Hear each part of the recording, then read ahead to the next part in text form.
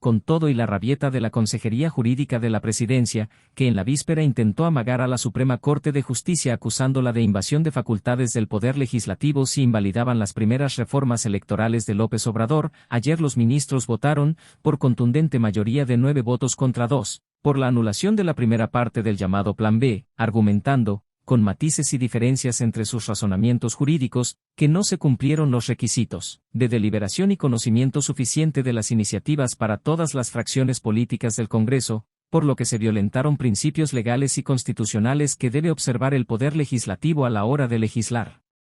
Aunque no fue sorpresa para nadie, ni siquiera para el presidente, porque ya se veía venir la invalidación de esas reformas aprobadas por la mayoría de Morena y sus aliados en diciembre pasado en cuestión de horas, como de urgente y obvia resolución, y sin que sus diputados y senadores, menos los de la oposición, conocieran su contenido. Lo que sí sorprendió en la votación de ayer fue el voto concurrente del ministro Arturo Saldívar Lelo de la REA, que en esta ocasión, como lo ha hecho varias veces, votó en contra de leyes que para el presidente López Obrador eran de la mayor prioridad en lo que él denomina su transformación.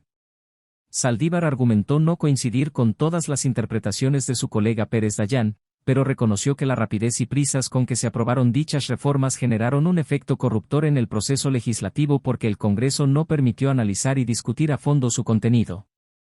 Con el voto a favor del proyecto de Saldívar, las únicas 2 ministras que votaron por la constitucionalidad del Plan B fueron Yasmín Esquivel Mouse y Loretta Ortiz, que tampoco sorprendieron a nadie porque ambas se han vuelto totalmente predecibles y alineadas al mandato presidencial.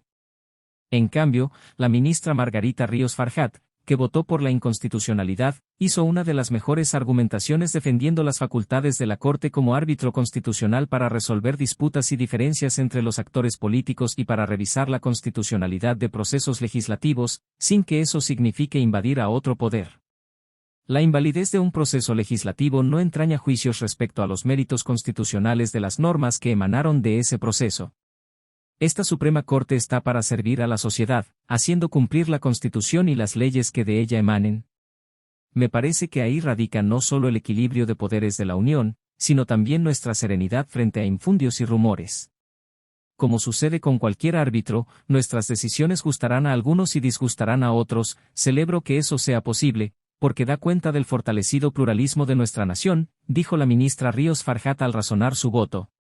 Y no le faltaba razón a la ministra al decir que los fallos de la Corte, como los de cualquier árbitro, provocarán reacciones y a favor e en contra porque ayer mismo, casi de inmediato a que se conociera la votación de los ministros invalidando la primera parte del Plan B, el secretario de Gobernación salió a fijar la posición del Ejecutivo, acusando a los juzgadores de proteger intereses particulares y de pasar por encima de la voluntad democrática expresada por los representantes populares. Y, al final acatando el fallo, Adán Augusto dijo que no hay de otra, plance en las urnas, aludiendo al llamado del presidente para que los electores no voten por la oposición en las próximas elecciones federales. Junto con Adán Augusto se desgarraron las vestiduras cuestionando a la Corte el líder de los diputados morenistas, Ignacio Mier, Mario Delgado y Citlali Hernández, que no ocultaron su molestia por el revés dado a la mayoría oficialista y a su forma de legislar sin respetar la ley. Del lado contrario, desde la oposición que promovió el recurso en la Corte hubo celebraciones y reconocimientos a los ministros. Bien por la Corte, bien por la Constitución, bien por la República para todas y todos, dijo el senador independiente Germán Martínez, mientras que el diputado panista Santiago Krill dijo que en el Poder Legislativo debe privilegiarse el diálogo y no el fast track o el mayoriteo de Morena.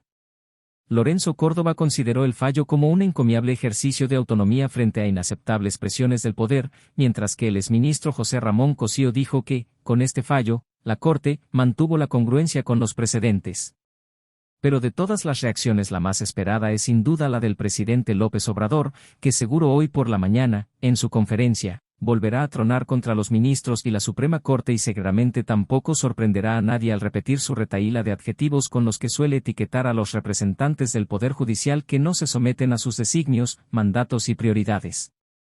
Sería bueno que al presidente le dieran a leer varios de los argumentos que esgrimieron ayer en su votación los 9 ministros que decidieron invalidarle la primera parte de sus reformas electorales, a ver si entiende algo del papel autónomo de la Corte y del equilibrio de poderes que tanto le cuesta aceptar.